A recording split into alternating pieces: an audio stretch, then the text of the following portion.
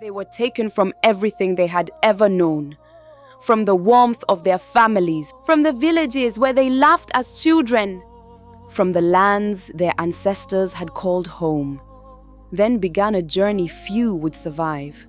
In episode 5 of The Forgotten Chains, The Long Walk, we follow the heartbreaking march that transformed free men, women, and children into human, bound together by ropes, chains, and fear.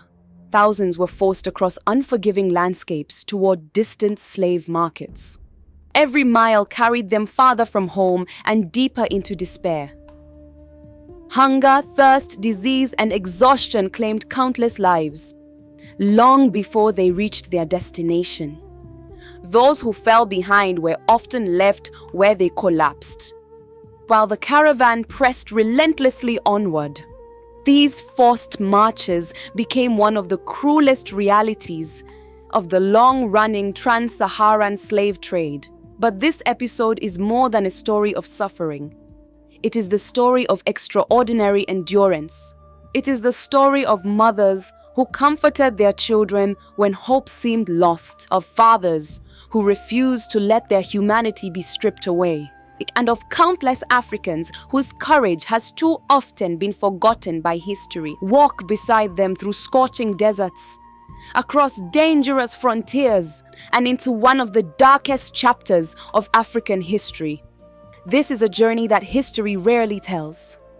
This is episode 5, The Long Walk, only on Kyoshi Chronicles. Subscribe, like, and share, because the stories that were buried for generations deserve to be heard by the world. The raid is over. The shouting has stopped. The flames slowly die. Behind the captives lies everything they have ever known. Their homes, their families. Their names. Before them stretches a journey unlike anything they could have imagined. For countless men, women, and children, captivity did not begin in a distant market. It began with a walk that lasted weeks, sometimes months, across forests, rivers, mountains, and deserts. Many would never reach their destination. Some would collapse from exhaustion. Others would die from disease. Many would simply disappear into history without leaving behind a single written name. This was the first great ordeal after capture, the Long Walk. Chapter 1, the first steps into captivity. The morning after a raid rarely brought hope. The captives were assembled before sunrise. Men were tied together in long lines. Women carried heavy loads while also trying to comfort frightened children. Older people who could no longer walk quickly often faced grim prospects. The raiders moved fast. Every delay increased the risk of pursuit by warriors from neighboring villages or relatives desperate to rescue loved ones. Prisoners were given little explanation. Most had no idea where they were being taken. Some believed they would eventually be released. Others expected execution. Few understood that they were beginning a journey towards slave markets hundreds or even thousands of miles away. The road ahead would test every ounce of human endurance. Chapter 2. Chains without iron. Hollywood often portrays slavery with heavy iron chains. But across much of inland Africa, iron was expensive and difficult to transport. Instead, captives were restrained using ropes woven from plant fibers. Leather straps, wooden yokes fastened around the neck, forked branches that prevented escape. Several prisoners might be tied together in a single line. If one person stumbled, everyone behind them stumbled as well. Sleeping offered little relief. Many remained bound throughout the night. Even children were secured to prevent escape. Freedom became measured one step at a time. Chapter 3. Hunger and Thirst. The march was relentless. Food was not provided for comfort. Only survival. A handful of grain, wild roots, occasional dried meat. Sometimes nothing at all. Water determined the pace of the caravan. Entire routes followed rivers and seasonal streams. During dry seasons, water holes became critical. When supplies ran low, both captors and captives suffered. But the captives always suffered more. Dehydration weakened the elderly first. Children cried from thirst. Mothers often gave their own portions to their sons and daughters. Disease spread quickly. Open wounds became infected. Feet blistered until every step became a agony. The weak fell behind. The caravan rarely waited. Chapter 4: The March Through Africa. The journey crossed some of Africa's most difficult landscapes. Dense tropical forests, rolling savannas, rocky escarpments, flooded river crossings, steep mountain passes. The route changed with the seasons. Rain transformed paths into rivers of mud, dry seasons baked the earth beneath a relentless sun. At every stage, escape became more difficult. The farther the captives traveled, the less familiar the land became. Languages changed. Customs changed. Even the stars above seemed unfamiliar to those forced far from home. Each mile erased another connection to the life they once knew. Chapter 5: Resistance Along the Way. Not every captive accepted their fate without resistance. Some attempted escape during the night. Others loosened their bindings over many days. Groups occasionally overpowered isolated guards. Some communities along the route attacked caravans to free prisoners. These rescues were dangerous. Raiders expected resistance. Punishments for escape attempts were severe. Yet people continued trying. Hope remained stronger than fear. Some captives deliberately slowed the caravan. Others secretly shared food with weaker companions. Mothers sang softly to frighten children. Elders whispered stories from home so their traditions would not disappear. Even in chains, people found ways to preserve their humanity. Their courage reminds us that they were never merely victims. They were fathers, mothers, farmers, blacksmiths, hunters, merchants, storytellers. People whose dignity could be assaulted but never completely destroyed. Chapter 6: Arriving at the Trading Posts. Weeks after leaving home, many caravans reached regional trading centers. Here the captives faced another terrible reality. Families were separated.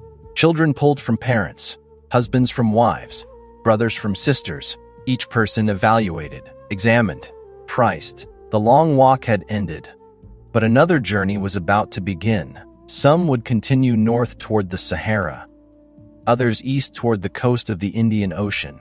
Many would never again hear their own language, never again see their homeland, never again embrace those they loved. The march had accomplished its purpose. It had transformed free people into commodities. The long walk was more than a journey across Africa. It was an attempt to erase identity, to separate people from their homes, from their families, from their history. Yet something remarkable survived. Memory songs traveled with the captives. Languages survived in whispered conversations. Faith endured through quiet prayers. Parents passed hope to their children, even when they possessed nothing else. The slave trade sought to reduce human beings to merchandise. But the people who endured these marches never ceased to be human. Their resilience continues to speak across the centuries. In our next episode, the journey grows even more difficult.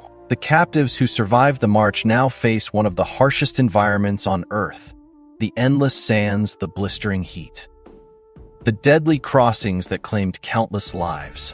If this series is helping you better understand this often overlooked chapter of history, please support Kyoshi Chronicles by liking this video, subscribing to the channel, and sharing it with others. Together, we can ensure that these stories and the people who live them are never forgotten. As we look back on the forgotten chains so far, one truth becomes impossible to ignore. History is often remembered in fragments, while entire chapters are left in silence. In episode 1, The Caravans of Silence, we followed the endless lines of captives crossing deserts, chained together beneath a burning sun.